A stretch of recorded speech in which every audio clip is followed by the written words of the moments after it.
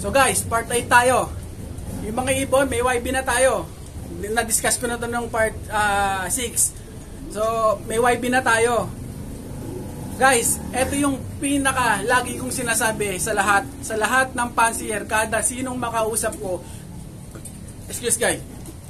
Sinasabi ko to. Bago kayo magwalay ng mga young bird ninyo na panglaro nyo, especially mga panglaro nyo, please magbakuna kayo. Bakunahan nyo sila ng PMB.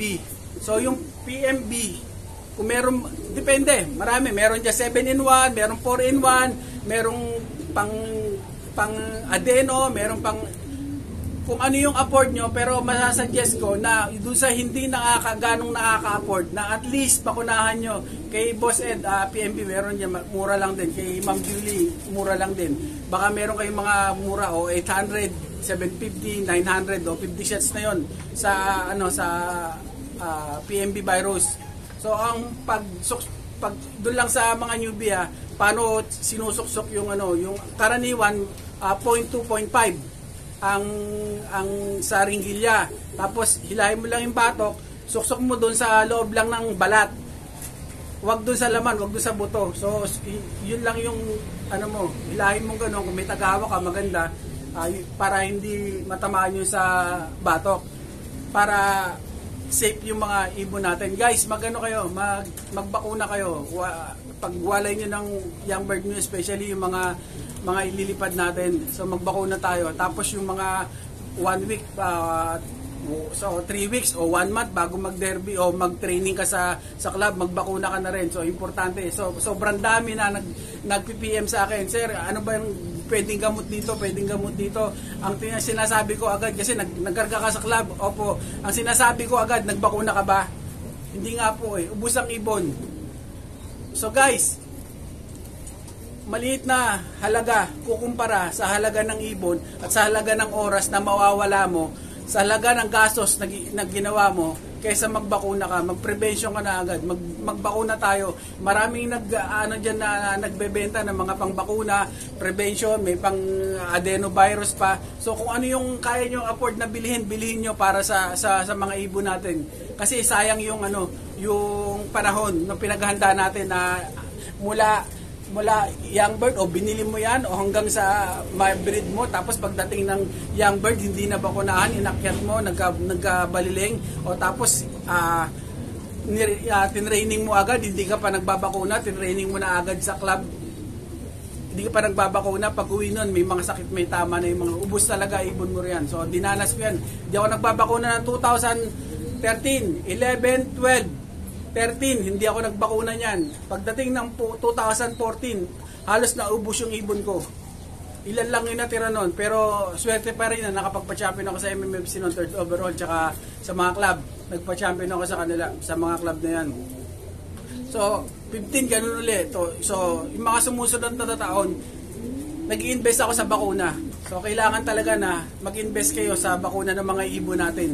Kasi importante na mabakunahan yung mga YB tsaka yung mga panlipad natin. So, yun yung pagwalay nyo na. So, minamaday ko. Guys, ang gagawin ko, sunod-sunod. Hindi ako tatalon sa kung saan-saan. So, hintayin nyo na lang kung ano yung part na gusto ninyo. Mas maganda panoorin nyo ito para maunawaan ninyo, hindi yung pupunta kayo agad sa dulo.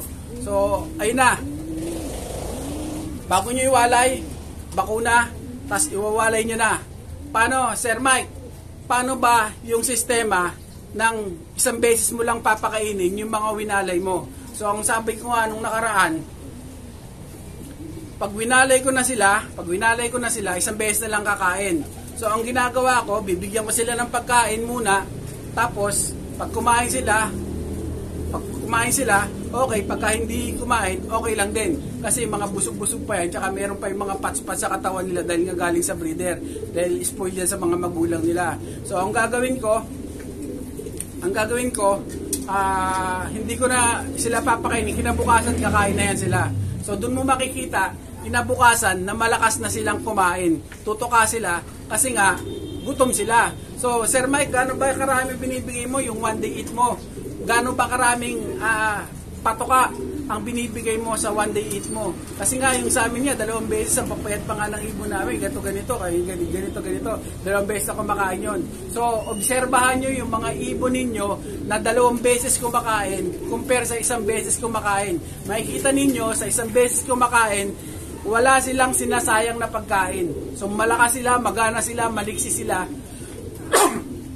Maliksi sila. Diyan mo rin makikita kung sino yung mga mahihinang YB. Sila yung tatahimik. So, alam mo na kung anong gagawin mo. Kung gusto mong ano pa sila, di nasa sayan. Kung ayaw mo naman, hayaan mo lang sila dyan hanggang sa hindi nila makaya. O, di okay lang. Ako kasi hindi ako nangihinayang sa ibon. So, sakit-sakit, hindi ako nangihinayang. Nagkasakit, walang kaso sa akin yan. Dami kong ibon na malalakas. Bakit ko pagtutuon ng pansin yung may sakit? So, gaano karami? So, yun ang ginagawa ko, guys. Dami kong ibon, bakit pagtutuunan nyo yung mga sakit-sakit na yan? Hayaan ko lang siya kung hindi naman importante sa akin. Kung lalo ko palipad ka, hayaan ko siya dyan. Kung mamamatay siya, mamamatay na siya, okay lang sa akin. Kasi nga, ikakal lang din naman yan. So, yung malalakas ang laging ititira natin sa loob natin. So, gaano karaming patoka ang binibigay ko sa mga ibon? So, ang binibigay ko sa kanila, bibigyan ko sila ng marami. Pwede nyo takalin. Kunyari, nagtakal kayo ng basta bigyan nyo muna ng anli. O kaya, 2 takal. O 2 takal na gano'n, bigyan nyo muna siya ng 2 takal. Pag naubos nila, o kaya, naubos nila, okay, dagdagan nyo pa ng konti. Tapos pagka may natira na sila doon, so yun na yung dami na pagkain na doon sa takalan ninyo, doon sa para lang matansya nyo kung gaano karami yung ipapakain sa mga ibon natin. So, hindi pwede silang gutumin, kaya kailangan bigyan mo muna sila ng